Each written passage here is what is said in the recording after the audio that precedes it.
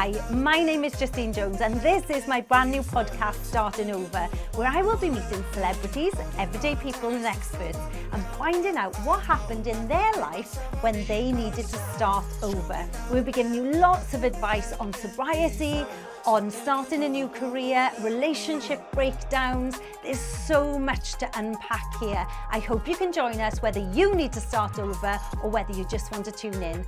Please join us on this new podcast.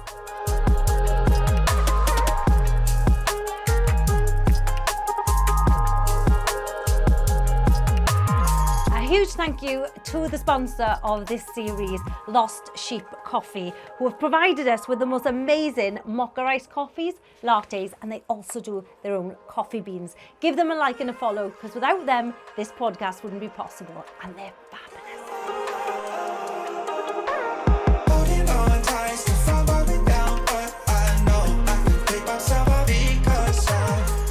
On today's episode, Starting Over, Going Sober, I've got the blonde bombshell that is Jessie Hallett. Hello. How are you? I'm good. Thank you so much for having me. I am delighted to have you here. You are like a bottle of pop. The minute I see you, I'm filled with energy. Oh, your story, your content that you create. You are a content creator, so you are really good at this stuff. I watch what you're doing. I try and emulate it because you are so brilliant. You have got a company called We Are Social Stream on Instagram. Mm-hmm. So if anyone wants to give you a follow, and you are Jessie Hallett as well. Yes. Your story is incredible. So I want to go back, rewind to the beginning, a little Jessie Hallett, and tell us about your family life growing up, what your ambitions were, and a little bit about what you were like as a child. Okay, so first of all, I'm so honoured to be the first guest on your podcast, so thank you so much for asking me.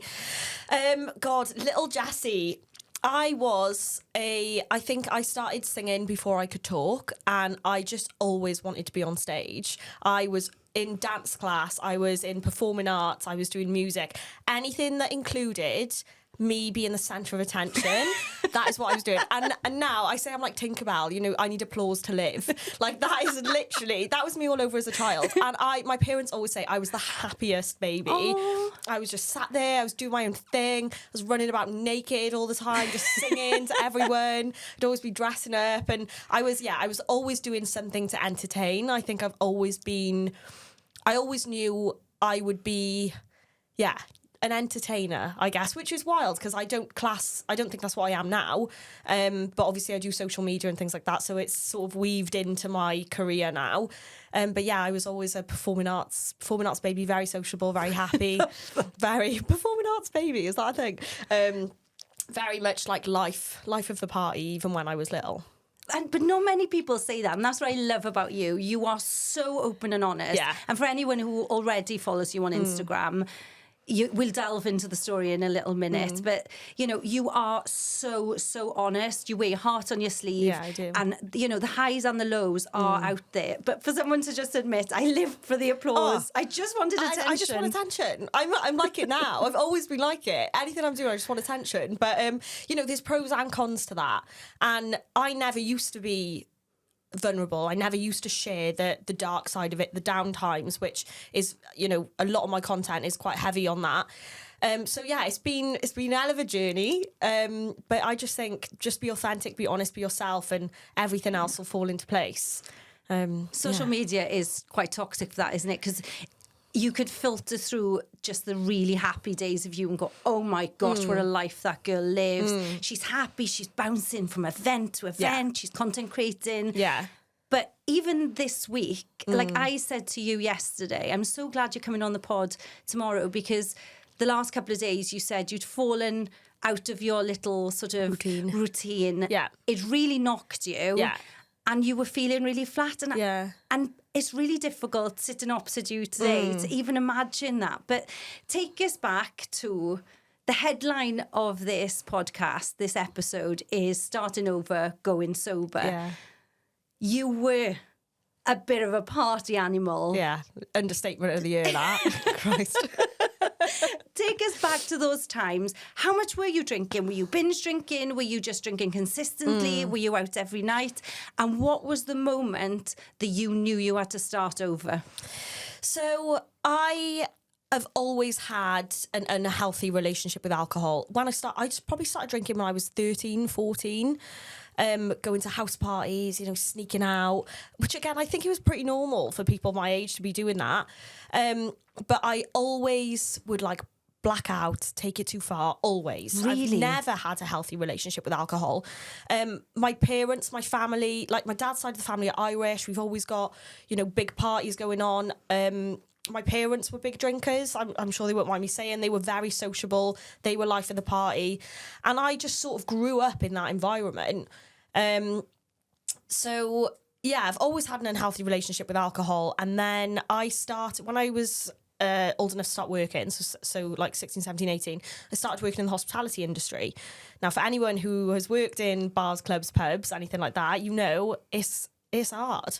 And you're working long hours and sociable hours, and you sometimes doing what we call in the industry AFDs, which means all fucking day. So you're working AFDs, and you're finishing your shift at 2 a.m. I'd be going to Live Lounge then until 6 a.m. or 4 a.m, wherever it was, going home, sleeping, eating, and just doing the cycle all over again. And then all of a sudden, it's been 7 years, and you're like, shit, my life completely revolves around drinking. And I would say for me, it got progressively worse. And the real shift I found in my drinking from when it went to, I think this is pretty normal for people my age, to, okay, I need help. The first time I reached out for help was COVID. So I think in COVID, a lot of people went one of two ways. You either went fitness, or you went the other way. And unfortunately, I went the other way. So I was drinking a lot at home, drinking in the house, put on a lot of weight. I put on about 4 stone during COVID. Again, I think a lot of people put on weight, started doing really unhealthy things. And, it was a tough time. Yeah, it was a tough time. I was also going through a breakup, a very, very toxic breakup at the time. I'd actually broken up with my long-term partner a week before we went into lockdown. So I was dealing with a breakup. So you were living on your own then? So I was living with my partner. We broke up and I moved out of our house. And then I moved into a new apartment. I had a housemate at the time. So yeah, it was a completely new environment for me.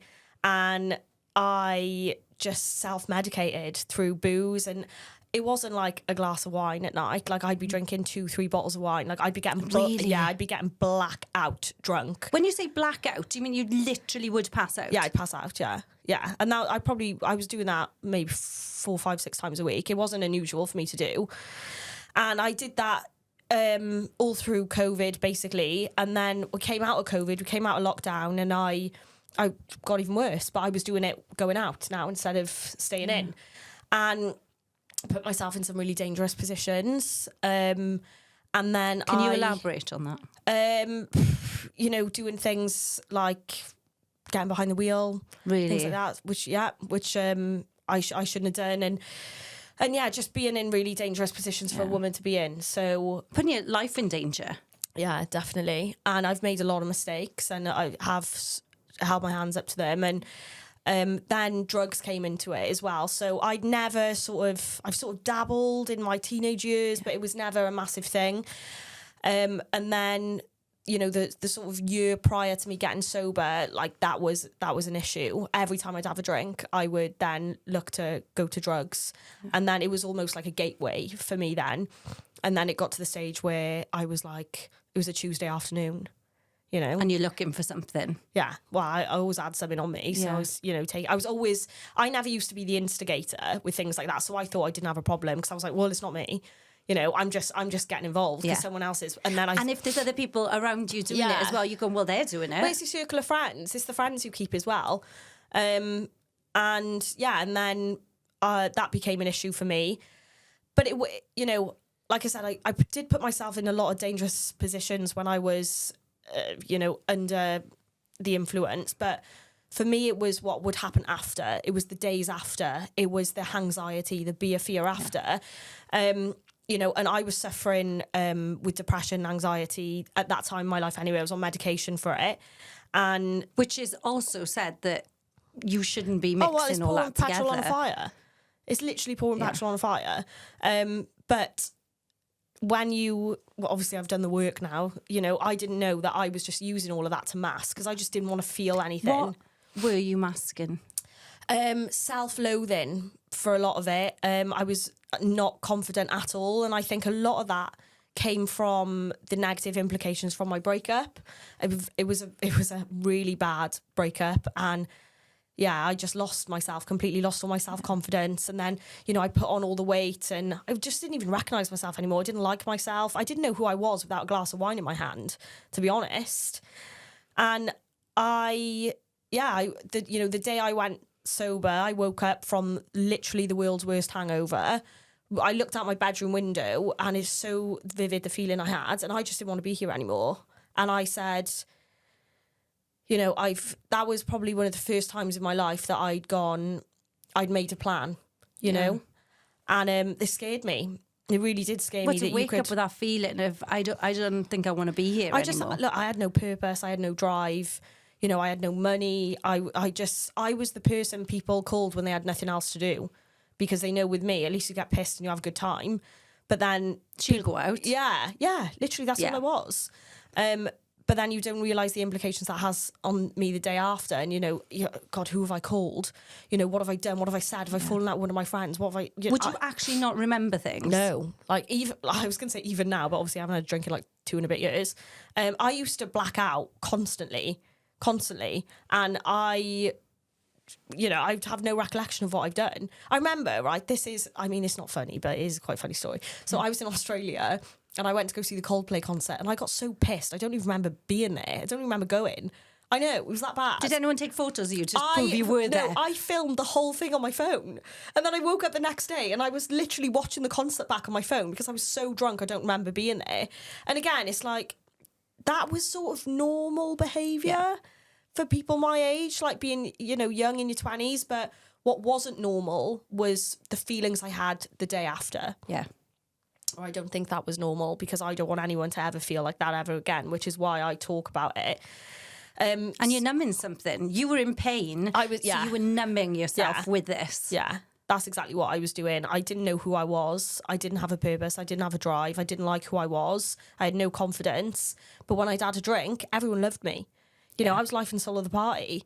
I would you know, dating. And it goes back to what you said earlier about I needed the round of applause. Yeah. So everyone clapping you, saying, oh my God, you were hilarious last night. You were on the table dancing, you were That's this. exactly You're what it like, was. Oh, I need to do that next time because everyone loved me. Yeah.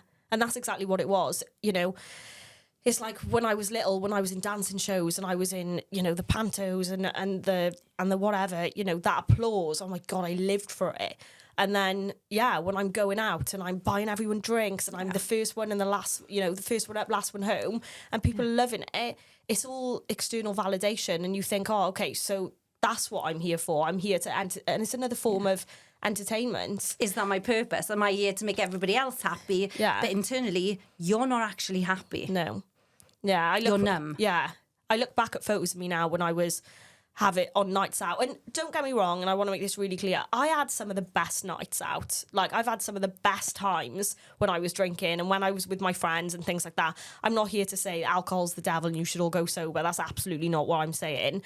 I did have some of the best times of my life, but I took it too far. I took it too far all the time. Have you not got an off switch? Because there's a lot of people that haven't. No, I haven't. In every single thing that I do in my life, I'm all or nothing. I'm 0 to 100. My relationships, my routine, my work, everything. There's something, and I don't know if I'm just putting this out there into the world now and I just need to work on it, but the grey area just doesn't align with me. You're high or you're low. Yeah. And it, you know, it's the same, you know, with my mood. I can be really, really quiet and completely go into my shell and sort of shut off for a couple of days if I need to. Or I'm, you know, super energetic and like person everyone wants to be around. I really struggle to do anything in the middle area, and that's why people are like, oh, do you reckon you could just have one? It's like, no, I can't have one. What's the point? Yeah, I still think this now, which is why I know I'm not ready to drink. Is like, why have one? I don't get it. So you still think that in your mind? Yeah. If I said to you, come on, let's go for a cocktail after this, you'd be like, what's the point going for one? Literally, unless you're telling me there's 10 on the bar. Yeah. I'm not coming. Yeah, 100%. And that was my attitude towards drinking. And that is still my attitude now. which is why I know it's addictive personality. Yeah, I do have an addictive. Well, I think I have an addictive personality. Obviously, I've not been diagnosed with anything, but. Can you get diagnosed with an addictive personality? I don't know. I think you can just tell through the way you live. You know, some people can't just put £5 on a horse in a race. They've got to then keep going until I stay away from like all that stuff. You? Yeah, there's no way I'd get into gambling or anything because of that. Yeah. It's hard, isn't it? Right, so we're off the rails here. Yeah, big time. We're going 100 miles an hour. Yeah. Wild. That moment you woke up, you looked out the window and you thought, I don't want to be here anymore. There's two very different paths. You're either going to do something about that feeling and you're not going to be here anymore, or you're really going to switch it up and flip your life around. What was the first call you made or the first thing you did when you got out of bed that morning? I think I called one of my parents. Could be my mum, could be my dad. I'm not sure which one it was. But I made a promise to myself I'd get. So this was November the 17th, I want to say, 2022. I made myself a promise I'd give it till Christmas, and I was like, if I still feel like this at Christmas, then I'm off. You know. So really? Yeah. That's off. Yeah. Seriously, and I don't talk about it very much because. That's a hard thing to say. I know, and where I am now is so far away from that. You know, I have so much love for that version of me. And again, that's taken that months and months, years of therapy, because I used to feel shame around that. But now I'm like, now I know I had to feel like that to get to where I am now and to help other people to come back up. Yeah, and I did hit rock bottom. I genuinely didn't see a way out. I genuinely didn't see a way out. But I was so desperate for a better life that I knew the first thing I needed to do was go sober. I knew it. And the first thing I did was tell my friends and family. And I was like, I'm going sober. And the fact I don't think one person asked me why, said it all. Yeah. You know, my sister and my parents tried to ask me to cut down a lot. But, you know, it's just like, you could tell me to quit drinking until I was blue in the face. And you can do that with any friends and family now. If they're not ready, they're not ready. There is that moment, isn't it? The person's got, you can take a horse to water, you can't make a drink. Exactly. You can keep saying that person has to want to give up themselves. And I always say this to my friends, you can't help someone who won't help themselves. And it is, God, what I put my family through over those years is horrendous. Can't imagine. Now, my sister had to pick, you know, my sister, bless her, she's a police officer now. And she's like been my rock all through sort of my adult life. And she's picked me up from situations. I've, you know, been at hers crying and everything. And my family I was so blessed with my family. They're really supportive, you know, with the sobriety and things like that, considering they're big drinkers. Like, my sister actually doesn't drink, but considering my family are a family of drinkers, I put a reel up on Christmas that my dad got a little charm to put on my glass, my champagne glass, so it wouldn't get mixed up with everyone else's. And it's like, I always go over his and there's like Guinness Zero in the fridge. And, you know, it's little things like that that just, you know, that makes a huge difference, so much. Though. Yeah. That's like true support, isn't it? Do people go in, because that's what I want to get on to, the pressure to drink. I don't drink very often. I'll have the odd one or two. I've never been a big drinker. It doesn't agree with me. It makes me really sick. So that's why I stay away from it. No bigger reason than that. But if I say, I'll just have a sort of slimline tonic, or I'll just have a Diet Coke, whatever, or kombucha, people go, are you sure? Oh, come on, Jess. Oh, come on, we've finished work. You're not driving anyway. Come on. And there is that was me. pressure. I was that person. Honestly, I met someone a couple of years ago and we were at a party and I was like, when are you drinking? And she was like, oh, I don't drink. And I was like, fucking hell, you're weird. You're boring. Yeah, I was like, don't make friends with you. And that was me. I was the pusher. I was the person always pushing people to stay out. So it's wild that I'm on this end of the mic now. But do you find that hard though? And a big question that I have for you is about losing friends, the loneliness side of being sober amongst people who are drinking, and did certain people stop asking you out? Yes, to all of the above. So what was the first bit of the question, sorry? Losing friends and loneliness. felt very lonely when I first went sober, very lonely. I don't think I socialised probably for 4 or 5 months because I was too scared to go into a pub. And going into a pub was my safe space. I actually, when I was drinking, I hated going home because I hated being on my own because I didn't like myself. And I know that now from unpacking it and doing the work. And I it's always, you're trying to escape from just being, you know, I've never been in the house by myself. I'd always have to have someone over. Whereas now I'm like, oh God, I love it. Leave me alone. Yeah, leave me alone. There with your fluffy pajamas literally, on. I know, I love it now. Bit of chocolate in a box, and you're like, I'm good stunning, to go. Yeah, bed by 8. Yeah, so I felt the first couple of months of sobriety incredibly lonely, and I think that is such a transformational part of your life because I had to learn everything new about myself because, like I said, I didn't know who I was without a glass of wine in my hand. I remember me and my sister had an argument and I thought to myself, I actually don't know how I'm going to react because I've always got some sort of substance in me, whether that's alcohol or drugs or anything. So, you know, dating, you got to date sober. That's hard. That is hard because I always get mullered on a first date because I'm so nervous and then wonder why I've been single for 5 years. He didn't call. He ghosted me. Where is he? It's because I'm bloody dribbling on Chippy Lane, that's why. You go, what's your name again? I know, literally. Oh, God, yeah. So, yeah, I did find the first couple of months of sobriety incredibly lonely and I did lose a lot of friends. I lost some of my best friends, some friends that I thought were in it for life. But it strengthened a lot of my friendships and it massively changed the relationship with my parents and my sister, which is obviously the most important relationships that I have. I think you learn people's intentions and I think a lot of people hung out with me because maybe they didn't have anyone else to hang out with and because we were drunk all the time. You were the go-to. You can literally be friends with anyone when you've had 10 Jaeger bombs. Like, let's be honest. It's when you're not drinking, you're drinking water and you're sat next to someone, you're going, actually, we've got fuck all to talk about. We've got nothing in common. Why are we friends? We just like getting drunk.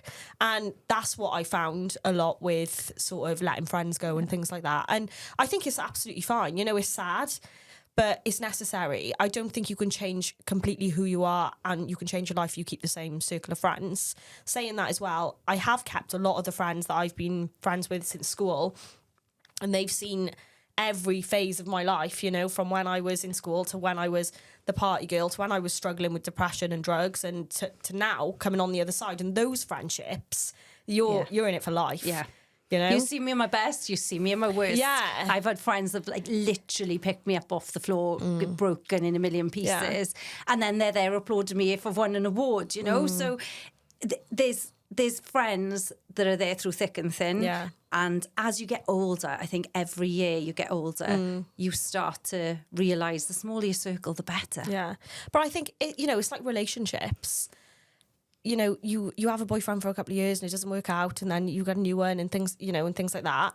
I think it's the same with friendships. Not every friendship and not every relationship is meant for life. Yeah. You know, some are meant for a season, some are meant for a reason. I love her. She's so philosophical. But that day, right, so you've spoken to mum and dad, you've spoken to your sister, your friends, and you've gone, I'm not drinking again. I want to get into the exercise because you have transformed your body. Mad.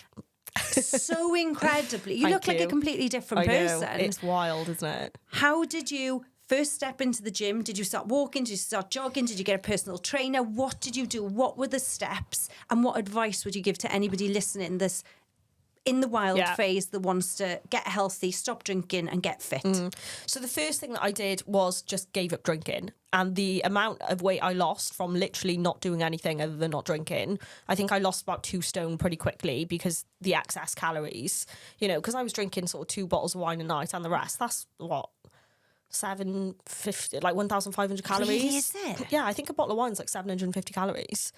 And I'm small, I'm 4'10". Yeah. So, that's like half my daily intake. No, it's not. But yeah, so I just really focused on staying sober. I think you can't do too much too soon. Yeah. I did you can't care. I did go like, right, come on. Yeah, I did care that I was overweight. Of course I did, because I didn't like the way I looked. But my priority was staying sober. And if that included me eating more less, whatever. That's what I was going to do. Because something they don't tell you about giving up booze is the sugar cravings. Really? Yeah, because alcohol's filled with sugar. So you were like coming down off sugar. God, yeah, big time. Yeah, really bad. And what's your tips on that then? What did you do? just fucking, as long as you're not drinking, just eat what you want for the food. Like, give yourself a break. Have a bowl of strawberries. Yeah. A bit of chocolate. Yeah, also, or like Halo Top ice cream, is really good and things like that. But to be honest, like I said, for the first sort of 4 or 5 months, I was just navigating not drinking every day. So I really wasn't trying to lose weight at that point. And then I started doing, trying to get the steps in a day. And I joined the gym and I started going to classes. So I think I went to classes not very regularly, but just to sort of dip my toe in for about 6 months. And then I really started training properly about a year ago today. Went into the gym. Is that all? Yeah, I've only been in the gym for a year.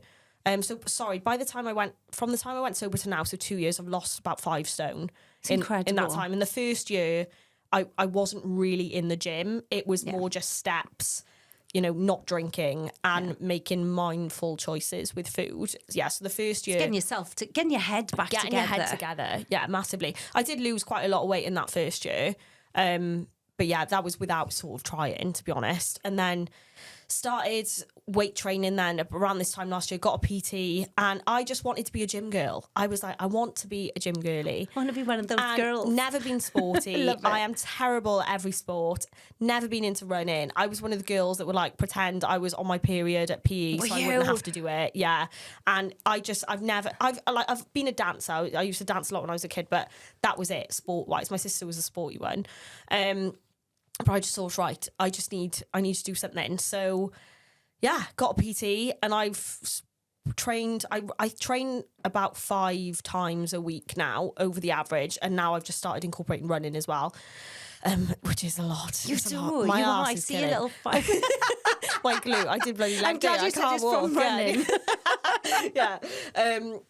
Yeah, so about a year in the gym now, and it's completely transformed my body. The weight obviously is coming off, but you've got to eat more as well to be able to squat. To squat heavy. So that's a whole thing in itself. Whole pro of that, isn't it? Because it's like, as a woman, we were always told 1,200 calories, on my fitness pal. And have your little lettuce leaf in your glass of water. Yeah, and it's miserable. And now I had to completely retrain my mind, thinking, okay, right, I need 2,000 calories because I'm training so much and I've got to be able to fuel my workouts. And yeah, I'm so consistent in the gym now. You are, and that's the word I wanted to say to you, because that is what you inspire me so much, is consistency. Yeah. And you call yourself sobriety and routine queen. I am a routine queen. And is that what keeps you on track? Yes. And have you fallen off the wagon since that day you said you were stopping drinking? Has there been a day when you've just gone, fuck it, I'm gonna have a drink, I can't do this? No. That's amazing. Yeah, I haven't. I tell a lie. I have had 2 drops of alcohol, but it wasn't intentional. So, when you say drops? No, literally a sip. Right. So one was, I was in Paris on holiday and I asked for a virgin mojito, and the bartender gave me a normal mojito. Yeah. And as soon as I had one sip, I was like, oh my God, there is booze in that. And then I gave it up straight away. And I think a similar thing happened with a glass of champagne or something. So that was just accident then, not you craving and getting one? Yeah, no. So the cravings are real, and I crave it now. I said last night, I was having dinner and I was like, oh God, smash a glass of white wine right now. Because I still have these feelings, and I don't think they'll ever go away, to be honest. They might for some people. You just live with them. Yeah. And can you see you ever going back to drinking? I'll never say I'm never going to drink again, because I don't know what's going to happen around the corner. I'm not one to set myself up to fail. I have no intention of drinking again, and I hope I don't drink again. But look, if I'm 50 years old and I'm retired and I'm living in the south of France, and you're on that maybe yacht, I'll have a glass of wine. The chef and the waiter comes over and says, darling, there's your caviar. Would you like a glass of champagne with that? Then you're not going to say no. Maybe, but I can't see it, to be honest. And I just think, God, the way I've transformed my life from giving up alcohol, why would I have a drink again? You look like a completely different person. Your eyes sparkle. You're the shiniest little brightest star. Honestly, absolutely adore you. And I haven't even known you that long. Yeah. But and my mum and I first met you. You stood up in the Siler City Wellness event that we had, which was fab. And you stood up and told your story. Yeah. And my mum straight away, I follow Jessie. Oh, she's fabulous. That's so and she nice. just rang now on my way here, and she was like, "It's the Jessie and Jessie pod." Yeah, I love that. She's so excited. And like, my mum's 70. She loves a glass of wine, but you inspired her, and I think it goes from people who are 14 just on to drink to people who are much, much older, and it's an inspirational story. And the way you've completely transformed your life is, honestly, I love you to bits. I get emotional. No, it's hard. You can sit there and go, oh my gosh, I've done so well. I go to the gym. I'm in the 5 a.m. club. My God, that's middle of the night for me. Yeah. And I do this and I do that, but let's not sugarcoat it. It's bloody hard. It's hard, yeah. And this is what I'm all about on social media. Thank you as well for saying all of that. You're amazing. I'm so proud of you. Thank you. It is like, this is why I do it. I do it for me, but I also do it because I want to show other people that there is another way of living if you felt like I did. And I think being in your 20s, and I went sober when I was 27, like that's the age you're in your bloody prime for a lot of people. And yeah, I get up at 5 o'clock in the morning. Talk us through your routine. My routine, I am the routine queen. So again, this has been a year and a half since I started doing the 5 a.m. Club. So I read a book, it's called The 5 a.m. Club by Robin Sharma. Great book, really recommend it. And that book literally changed my life, it really did. And it's all about winning. You win the morning, you win the day. You sort out the front end of the day, and then the rest will sort out itself. And it's all about so there's a 20-20-20 rule in the book, which I've sort of molded to make it my own, but I think it's 20 minutes of like mindfulness, so a meditation, affirmations, things like that. 20 minutes of education, so you can listen to a podcast or something or read a book in the morning. And then 20 minutes, I think, is of learning, so developing a new skill. So that could be for me like editing some stuff on social media or watching a YouTube video on photography. On how to do something. Yeah, on something like that. And so I sort of took that basic framework and just made it my own. And I thought, right, I'm going to start getting up early. And I was the type of person, I'd go to bed at 2 a.m. and I'd wake up at like 11 a.m. That was my normal sort of routine. This was like jet lag to you in the beginning, wasn't it? I have never, ever, ever been an early morning person, ever. And I think a lot of people are surprised by that because of my routine now. So in the morning, I'll just walk you through a normal day in the life. So I set my alarm for around 4:30, 5. So I'll get up in between that half-hour window. First thing I do then is go and drink some greens. So add Jessie. I'm using free salt greens at the moment. Other greens are available. Drink that. So it's like a pint of water first thing in the morning with your greens lush. And then I go straight to the gym. So I'll be at the gym sort of 5:30 usually. Do an hour to an hour and a half weight session in the morning, and then I go in the sauna for 10-15 minutes, and then I sort of have a little swim, chill by the pool, come back home, have breakfast, and I'm home then. I've done all that by about 8 o'clock, 7:30. That's like your workout done, your mindfulness done, because also on my way to the gym, I'll listen to a podcast. I'll listen to a snippet of a podcast. I normally listen to a podcast Starting when I'm over in the is gym. really good. Just to let you know. I've heard the first cast. There are other podcasts available, but just to let you know, this one's really good. Yeah. So again, that's like all the hard stuff. Yeah, by 8:30. And then you're home, and then you can start your day, start your working day. Again, I'm self-employed, so I'm very blessed. I don't have any kids, so I've got a lot more time on my hands. But I own a business. I run a full-time team. I'm a full-time content creator myself. I look after, dozens and dozens of clients. And I still get it done. I do want to mention, some of your clients do involve alcohol. Most of them do. I'd say about 90% of my clients are Really? alcohol, yeah. So whether that's bars, restaurants, spirit brands, beer, which I think is a testament to how strong I am. I can still be 100%. around it. I can still work with it, still be around it all day. Like I said, I'm not here to demonize alcohol. I'm not here to demonize the industry. It brings people together. It can make people feel more confident. I think if you use alcohol in a way that works for you, then great. You Good can on have you. a healthy you relationship. can absolutely moderate. Yeah, you can. But just, I can't. And that's all. I'm not here to say what you should do. I'm just here to share my experience. And working with alcohol, yeah, I'm I've never really struggled with it, to be honest. And again, I just think it's a testament to how strong I am with my sobriety. Yeah.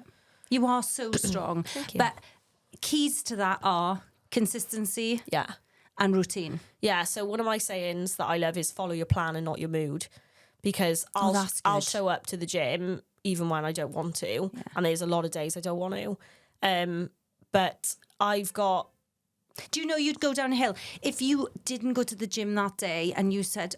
Oh, look, there's times when you're poorly, I get it. But if you were just not in the mood and you just stayed in bed, the rest of your day would go downhill. This is what happened to me like 2 days ago when we were messaging, and I'd had a lie-in. And I had a lie-in, I think I got out of bed about 9 o'clock, which is a normal thing to do, by the way. Everybody can have a lie-in. It's completely normal. But that's like 4 hours after I usually get up. Half the day's gone. Yeah. And then, so I've had a lie-in, which has meant I've gone to the gym at like midday, which is absolutely bizarre.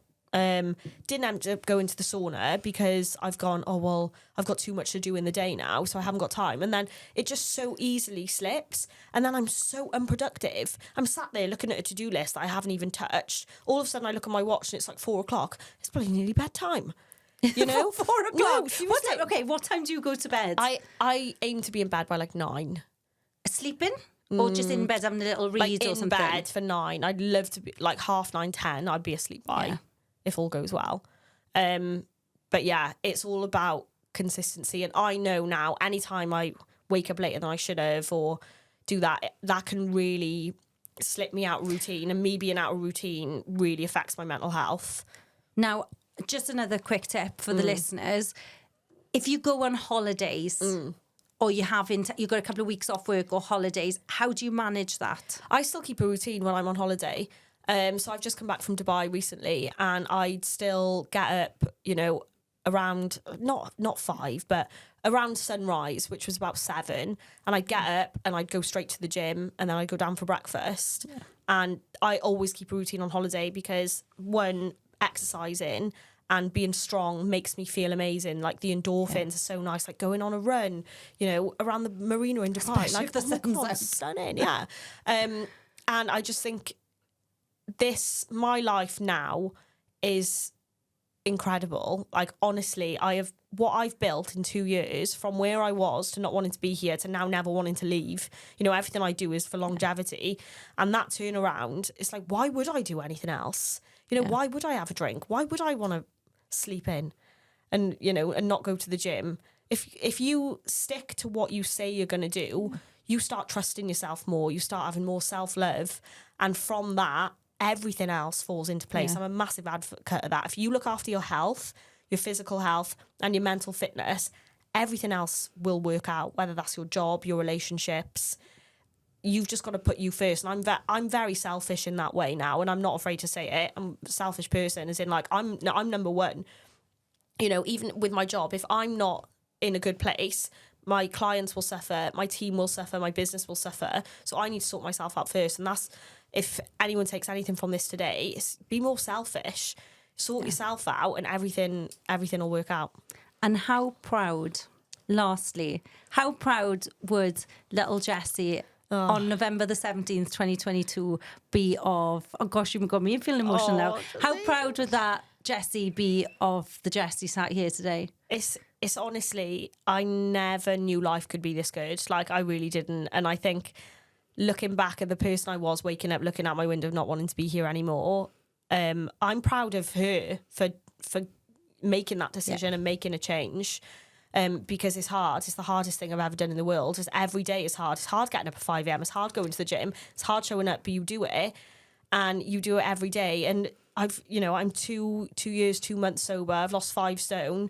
I've built this incredible social media company. I'm building a personal brand. I work with incredible people like yourself, and opportunities are just, honestly, I probably shouldn't say this, but in my life at the moment, I feel like everything I'm touching turns to gold. Like, I'm getting the most incredible opportunities coming my way. And I think it's because I'm authentic. It's because I look after myself. It's because I'm open and I'm full of love, and I'm a good person.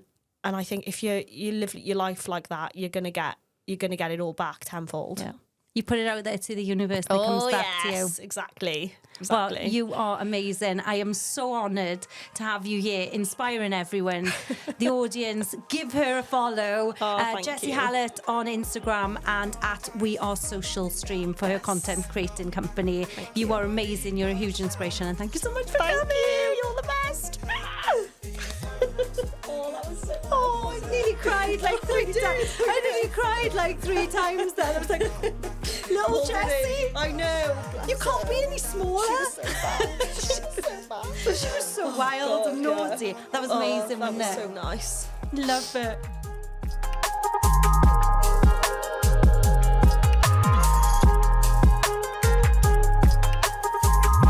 I hope you've enjoyed this episode, guys. Don't forget to subscribe, like and share, and tell your friends about this brand new podcast, Starting Over. And we will see you on the next episode.